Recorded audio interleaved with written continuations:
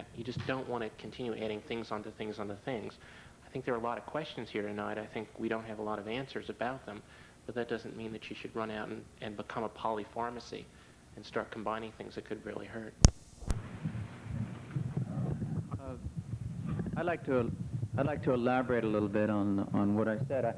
I do agree that it would be that the ideal thing would be the rapid development of large-scale studies of combined treatments.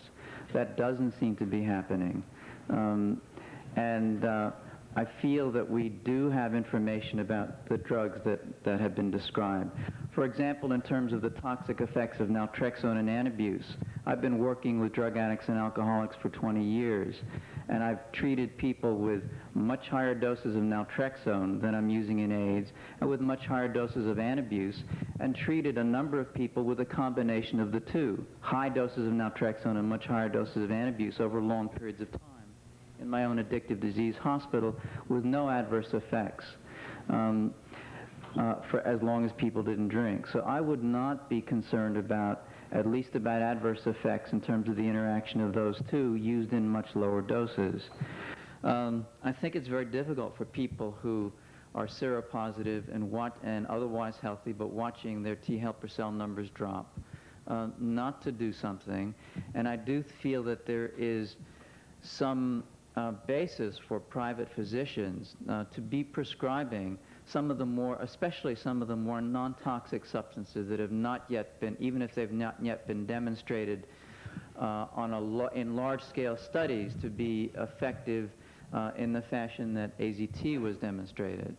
And if I were in private practice, I would be prescribing some of these combinations and collecting information. In fact, a number of private practices in New York, physicians are using these combinations and have for months now, and are reporting not adverse effects, but rather significant reduction in the number of people they're hospitalizing with opportunistic infections and in the death rate in their practices. So I think the ideal is for us to develop large-scale studies quickly, and it's one of the things that the CRI is attempting to do.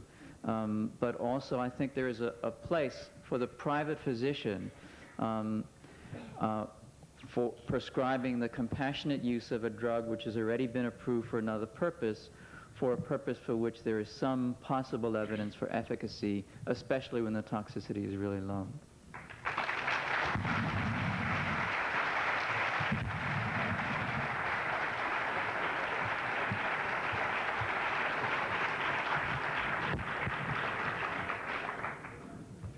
I'd just like to add something to what Dr. Bihari said. I have two roles, that is in terms of doing research, and the other is as a physician trying to help people who have immediate problems whose condition's not going to wait until a trial is completed. Under those circumstances, in helping people come to decisions about what kind of interventions they want to do, we do have some guidelines. It's not a question of a polypharmacy or just taking anything. I mean, this is really clearly not what one is talking about. But I would believe that, always considering issues of toxicity, that a decision to do a treatment that has no proof might be based on the following. Firstly, that there is the results of small studies, uncontrolled studies, that there is a good theoretical reason for a particular intervention, and excuse me, and then there is whether there is a body of anecdotal evidence. I wouldn't entirely discount these other sources of information short of the proof that we require from large controlled studies. Of course, that is the kind of yardstick we have to go for, but we're dealing with an urgent situation, and in the interim it seems quite impossible to discourage individuals from taking relatively non-toxic interventions just because a large double-blind placebo-controlled study has not yet been completed.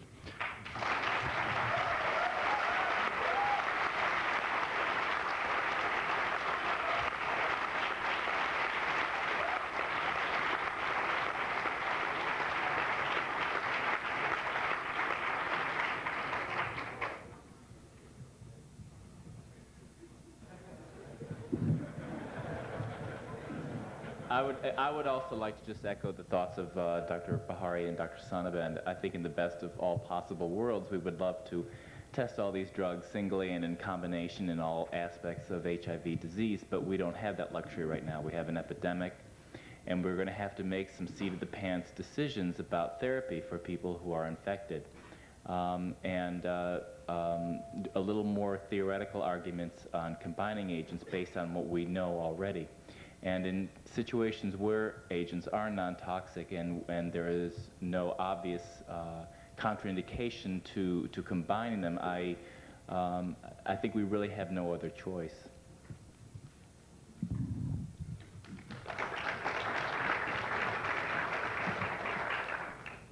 I'd also like to reiterate what Dr. Bihari and Dr. Sonnabend said.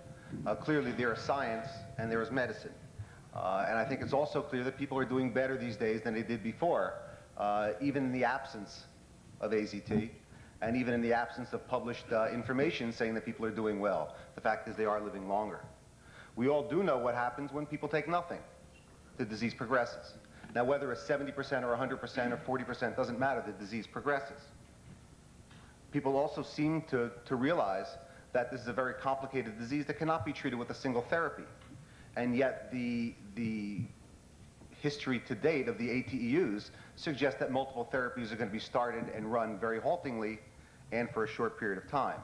And that clearly the ATEUs will start by looking at safety of drugs rather than efficacy of drugs.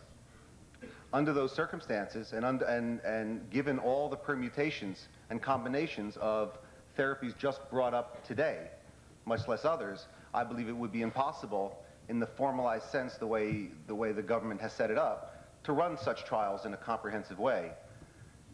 There is science, which will have to be followed at its own rate. There is medicine and there is health, and the people in the audience really have to make their own decision about their own health.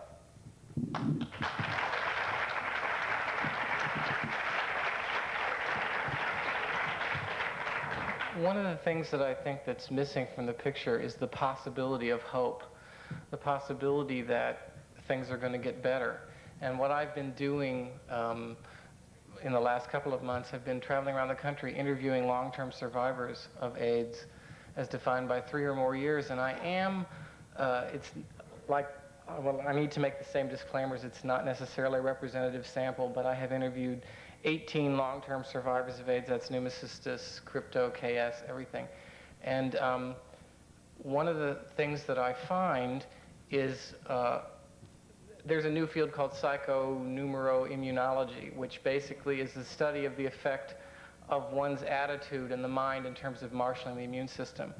And one consistent pattern is that all of the long-term survivors believed that survival was a possibility. And I think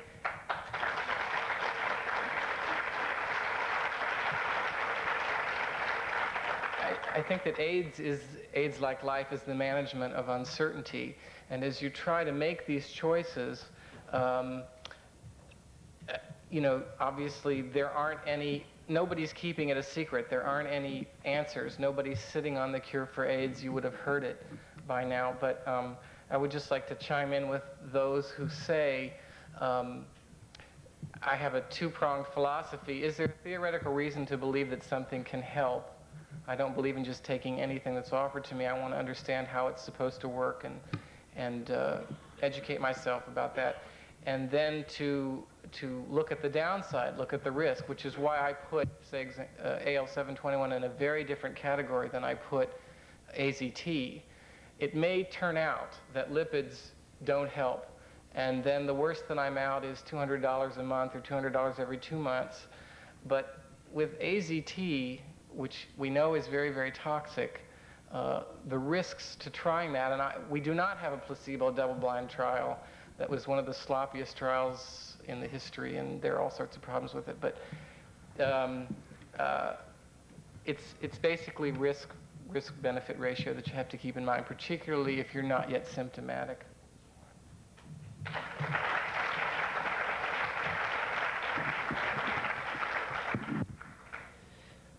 I'd like to take Mike's comment a step differently from the point of view of a physician.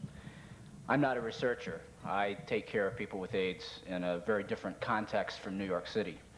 And as he talks about the importance of hope for the person with AIDS, it's also important for us as people who provide their medical care to have hope too. The importance that is provided by any of the therapies which we've heard about here is not just that it provides hope for them, but it provides hope for me in treating them. The fact is the treatment of AIDS, as far as I see it, is a partnership and not an oppositional relationship. And I don't see my role as withholding available therapy which may present some substance of hope. I see my role as helping evaluate risks, helping evaluate benefits and costs, possibilities and theories and effectiveness. But my idea of my role is not to keep things from people.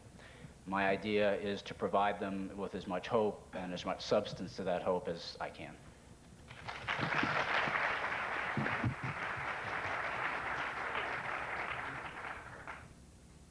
I just say that Michael Callen, Richard Keeling just said some very important things, and I would agree with the basis of the substance of both of what they've said. I don't think any of us here are saying that anyone is going to withhold an effective therapy, and I think as Michael quite eloquently put it, a substance that you're pretty certain is not going to hurt you, even if in clinical trials we all suspect it's not going to do very much for the virus, is not an unimportant substance. There is a lot to be learned from placebo effects and a lot of good things that can happen to you through the hope that good things are going to happen to you. There are unknown effects of stress on the immune system and unknown effects of stress on T4 cells. Most of them are thought not to be good. If you feel that you have some direction in your own therapy, I think that's very reasonable. That's not the same thing for a researcher to stand up and say, I've used this in the test tube, I know this is going to work, I've seen it work in a double-blind placebo control, because we can't say that. But there are many physicians who say, many university-based physicians who don't discourage patients from taking AL-721, because I think most physicians feel it is not going to hurt you. But that doesn't mean we say that we have scientific evidence that's going to help. We don't. When that evidence hasn't come forth, it may never come forth. I think what Dr. Armstrong was saying a couple of hisses back was that, I wish I hadn't have done that, was that we really don't know what happens when you create a polypharmacy, and it's not just the person who is going to go to people with AIDS and take AL-721 that I'm voicing any concern about. It's the person who may want to combine that with something else that might be quite toxic, like AZT, and should be used only in a controlled setting, or something that might be quite toxic, like ribavirin, and should only be used in a controlled setting, or large doses of anything else, including antabuse and naltrexone, which may have side effects. I think I'll stop there. I'd like to ask one question directly of Dr. Armstrong. You come here as the bearer of very good news. PCP kills the majority, is responsible for the majority of fatalities from AIDS, and aerosol pentamidine seems to offer a tremendous amount of hope that it can be controlled or maybe even prevented. What would you say is a reasonable point at which an HIV-infected person could begin using aerosol pentamidine? You mean I'm no longer the villain? You never were, I hope.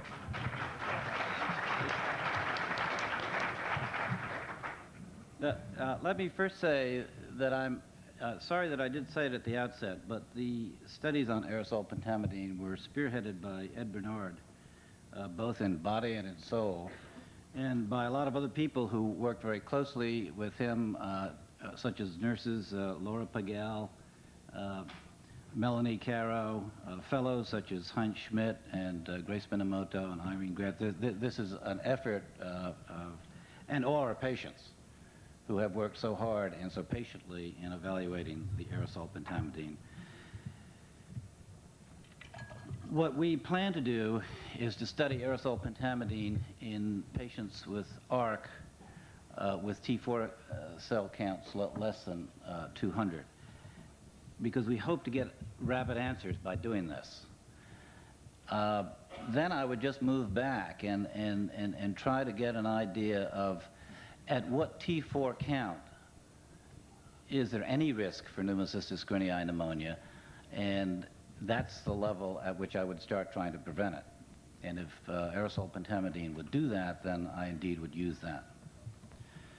I really think that somebody has to do controlled clinical trials. If we're to know, for instance, that penicillin doesn't work for a viral pneumonia, we would all be filled with penicillin if doctors didn't do that sort of careful clinical trial years ago. And I think it's important to do these careful clinical trials. I sympathize with the individual who wants treatment. I sympathize with the doctor who wants to give that individual treatment. But I happen to be in the business of doing careful, controlled clinical trials.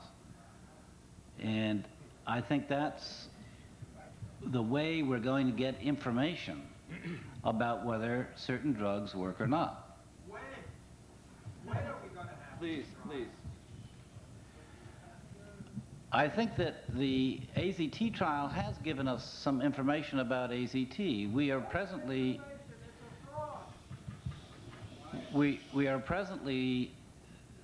studying, for instance, a combination of alpha interferon and AZT. There are trials that are going on using various combinations and various drugs. We have been ready to start a study with AL-721, which is a non-placebo study, for the past few months and have not been able to get the drug. Please, can we please keep the outbursts down? We're trying to get as much information as we possibly can in a terribly limited time, and the fewer outbursts, the better, please.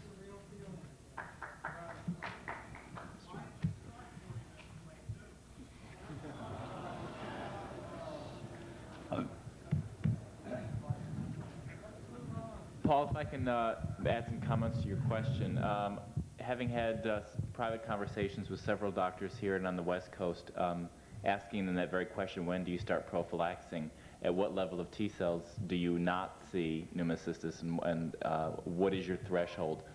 The general consensus was around 200 to 250 T cells, above which they couldn't recall having ever seen a case of PCP.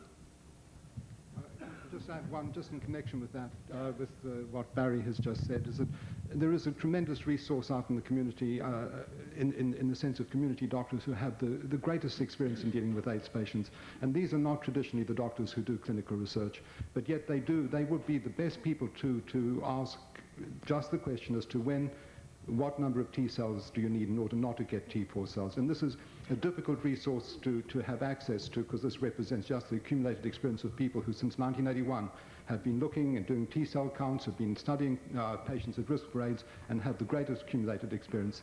And yet their opinions frequently are not even sought in coming to some kinds of guidelines.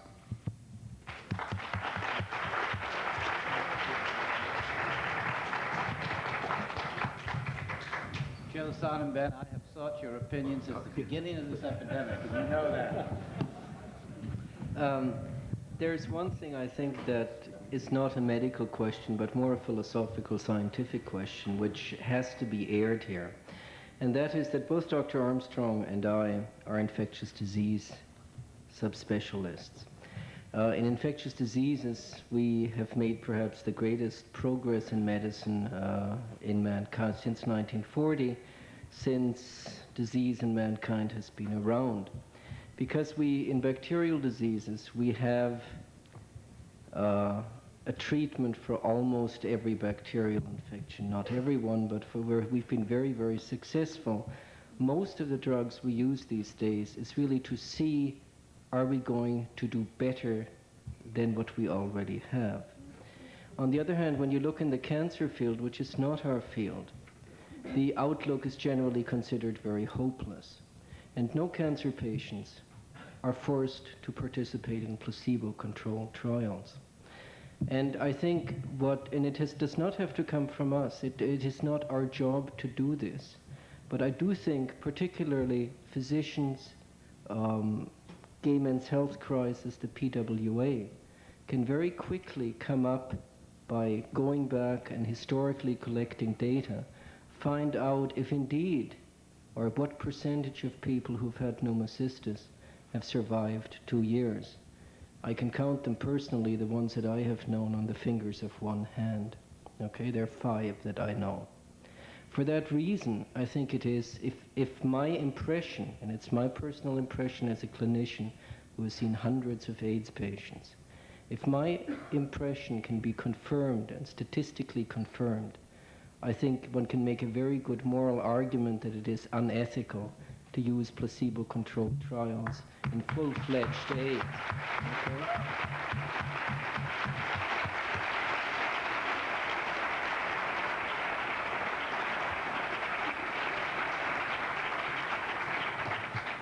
Now, that was a popular speech. The next one is going to be less popular, okay?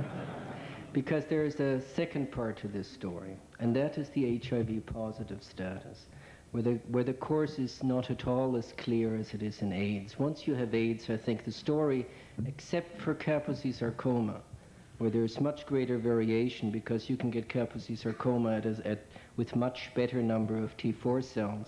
What I think applies, what I said in general applies to people who have started off with an opportunistic infection.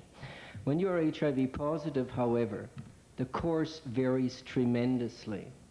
And many of you are quite aware of the fact that my institution has conducted a 6-year study on a cohort of 120 gay males, selected actually with the help of the Gay Men's Association here at Columbia, and Dr. Richard Carlson was the one who first brought us in contact with them. So I owe a lot to Columbia for starting this study.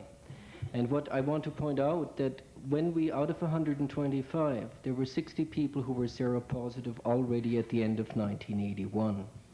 And that there are some people in that study, it's a minority, but nevertheless they do exist, who over 6 years have not shown any decline in immune function. So the question of should you give trials to people who are HIV positive is a much thornier one to answer. We don't really know the answer. And I think you can make a good state in saying, well, if 50% are going to go on and develop AIDS over 5 years, I don't want to take that type of gamble. I'd rather take something. But having said that, if you take anything, if it's going to be effective, you will probably have to take that for a very long time. And we don't know, are you going to be among those 50 cases? I think it is, you either have to do placebo-controlled studies in this group, or that you take some on which you either have good evidence that they've been used for other diseases, that you compare drugs that you may think be helpful, but that you don't put all your hope into one drug, but rather look at several. And I think that difference between HIV's asymptomatic people is a very, very crucial one that I want everybody very much to understand.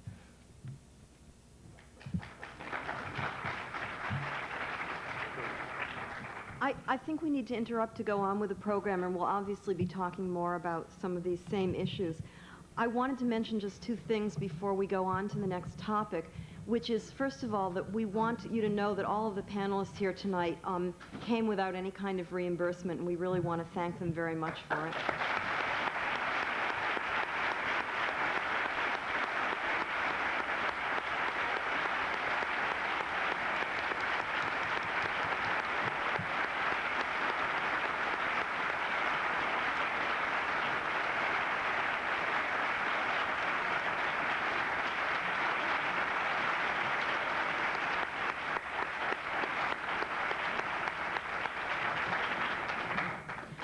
The next part is the commercial.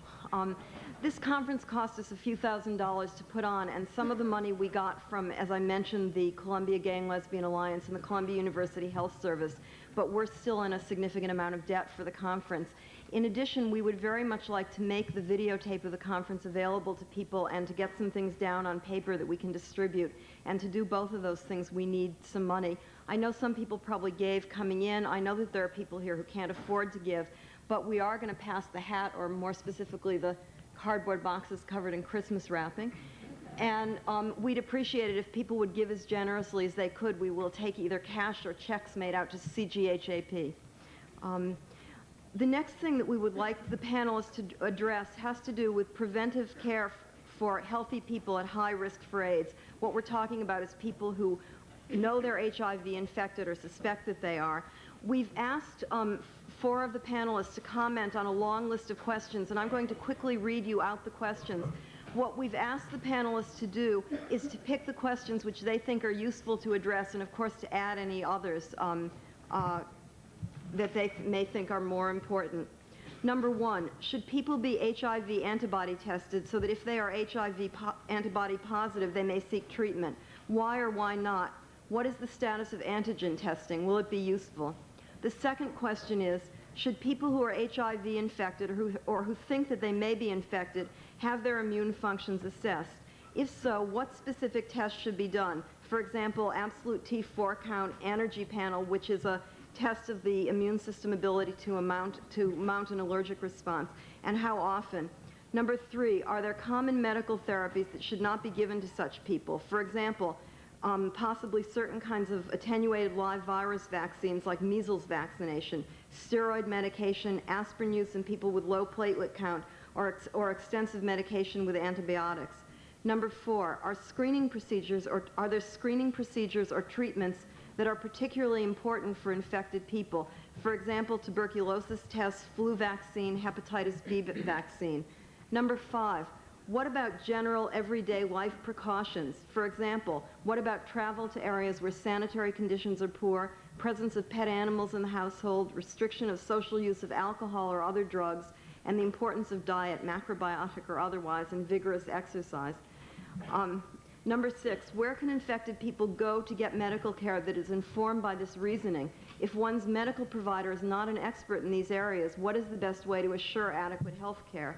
Number 7, at what point do you suggest that your patients begin therapy specifically for HIV infection or HIV-related conditions? We want to get some of these people who have the clinical knowledge that Dr. Sonnabend was talking about to comment on that. In brief, what combinations of therapies do you recommend, including those discussed above? And the last question is, people with HIV infection often develop various other kinds of infections. For example, herpes simplex, herpes zoster, cytomegalovirus, Epstein-Barr virus. It's important to treat infections such as these in HIV-infected people early on and possibly with larger doses. Is it important to treat such infections early on and possibly with larger doses of medication? Is this an argument for HIV antibody testing or other screening of high-incidence populations? We'd like to ask Dr. Daniel Williams to start the discussion. Thank you. This part is a little bit like choosing from a Chinese restaurant menu, because we have a variety of questions and I can only answer a few of them in the short time. I'd like to start by talking a little bit about the current status of the HIV antibody test, which has been around now for a little over 2 years. I might add that the test available today is significantly more reliable in terms of both sensitivity, the ability to detect infection in people who have been exposed, and specificity, the ability to show that people who don't have the disease are going to have a negative test, and the original test that came out at the onset. At least here in New York City, when the test is performed, if it's done through the Department of Health in one of their alternate test sites or through private physicians' offices or through hospitals which collaborate with the Department of Health, the test is done with a ELISA test, a screening test with a very high sensitivity. If the test is positive, it's repeated a second time, and if it's still positive, they do something called a Western blot test, which is a confirmation test. And this group of procedures, I think, is giving us a reliability of probably better than 98, 99%. That means, on the flip side, that there still are going to be some false positives and false negatives. False positives are people who have a positive test who may not indeed be currently infected, and false negatives are people who have a negative test but indeed had been exposed. So it's not 100%, but it's a pretty, I think, reliable and accurate biological test as biological and serological tests go. The question of should one be tested is even an evolving question, and I think that there are a number of issues that are very, very important. ultimately, no one should tell you whether you should be tested or not. It's an absolutely personal decision made after considering and realizing all the facts about what the information may tell you. I routinely counsel patients that the one thing they should be prepared to do is live with a positive test result if they have the test done.